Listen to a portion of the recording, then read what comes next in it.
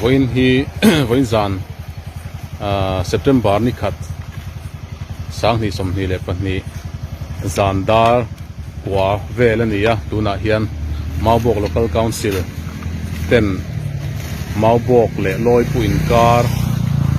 Maubok ram chunga hian bollo an pe chau me tu ti hriat lo ten hei hi Maubok Local Council in voi tam tak alo pe fai to a tin Maubok Local Council le MC te malak na in zan dar som pakhat som pahni thleng te a duty a ven to nia ven chung rei lo te an pe lo ven lo ve le hian zandar som pahni nulama dar ni dar khat ti te tianga hian bol lo an lo pe le chau zela ven lo chung hian motor atang hian ron pe thachin ni om takani chu zanin September ni khat zan hian Maubok Local Council ten apai tu hi tunge an ni ti khoi veng nge khoi mun om nge tunge an ming ti hi chui chuat te dan omin kan ria chu theyang tokin kan han thi thaya veng ming po alang nual meya le apai tu ni om tak ang chi ming te po alang nuala chu nakina kan tilang tel bok don ni bol lo hi atam khop maya hei in sakna bung ruwa brick noi ti te lung noi thing noi ti te thil troi thei lo chi tam tak a om nual bokani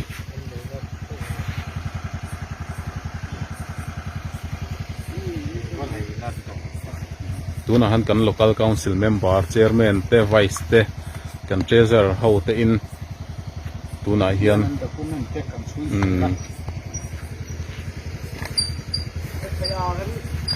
tuna hian le ka hi te chui me sela chui chu ram kan du ni poni sela ni e hei cái hi an hing cái mù pal kan hing kan tia veng huam chung Maubok veng huam chunga tia bol lo kong kan sira an ron chek pak mai hi kan secretary tularam din an soyang deuh khan zandar som pahnih nulama ten ron paya zingdar libor vela ten ron paya kan in veng reng thei bok si lawa mase kan veng hi kan hing chiat pa bok sia tu bang ton hei ni hi tu tengen ni ti chui chu to min an bol lo pai rin che lutuk ui lutuk top lutuk hi tu na hian local council member ten kan ha ya hian an document si eng mo za hi kan mu to a chung ho hi chung ho chu an ni na hi ti lam tir hi kan tum chiang ani ti hi isanina hian local council Maubok ten kan na han siat tir ni ro se kan local council chairman Maubok in tuna soi ang khan apai tu hi zon chua kan tum ngor khop maya malak zel po kan tumani hetiang kong kam lutuk anga in paya aveng in ti mual pho te tiang hi a thalawa chuwang chuan apai tu dik taka hi zon chu ram kan tumani he lai ai hian kan document mu to te a oma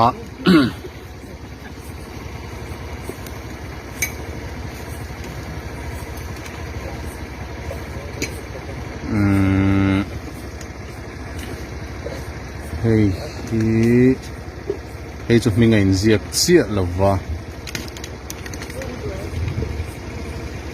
hei hi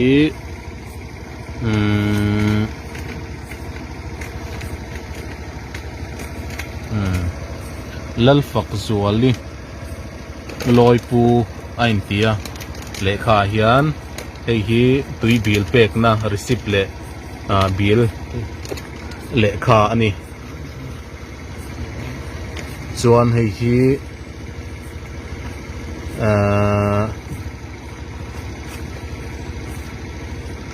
an thil cha na memo ania hi tunge ani kan en leang he lai hmingin zia kan zoom dawanga lalram din liana abia bungkon dam veng road bungkon veng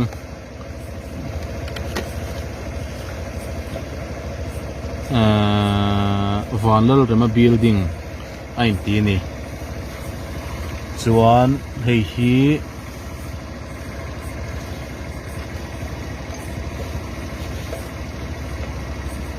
lal hming sangi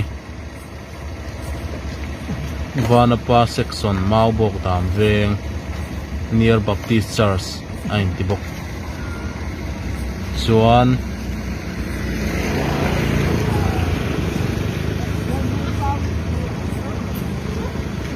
hei hi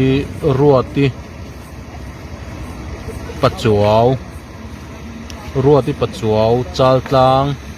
near indoor stadium Aizawl ain ti bok ani hei hi an thil cha na memo tho ani chuan hei hi thil cha na a cover ania a tuam na heta hian ramdin moya bungkon dam veng near state veti hospital ain ti ani hei hi covid vaccine certificate ania ta hian veng hminga om chia lawa hming hi lalrem ruati kum som thum le pathum ti chia hi alang theya veng hming taka hi alang lawa hei hi chanchin bu ania maubok west branch KTP ti ain ziak le kul mai ta hian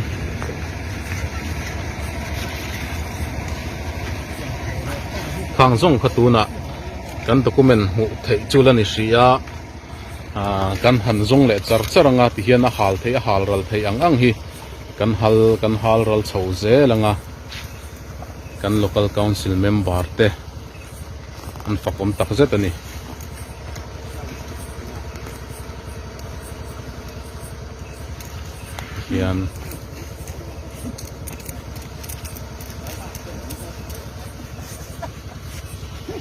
hian zana hian voing mozat hi bollo pai hal ral ni to thina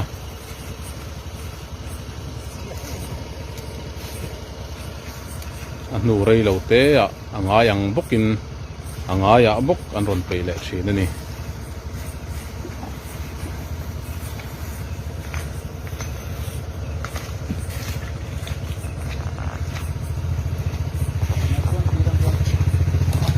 hi lalram liana local council secretary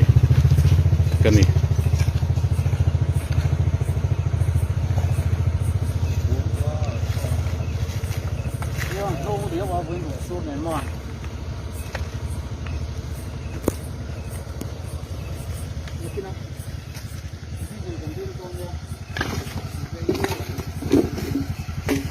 lai te hi hian lo hi chaka po hen la om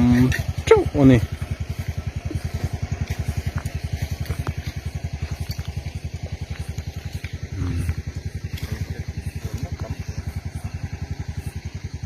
hi kan local council vice chairman changkima ani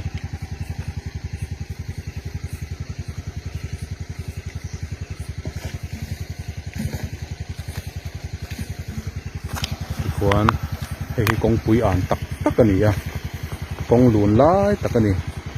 loi pu a thlang lok thu loi pu ram ani to a loi pu ram sen thak ma chia ma bok ne na in ri na bor vel ani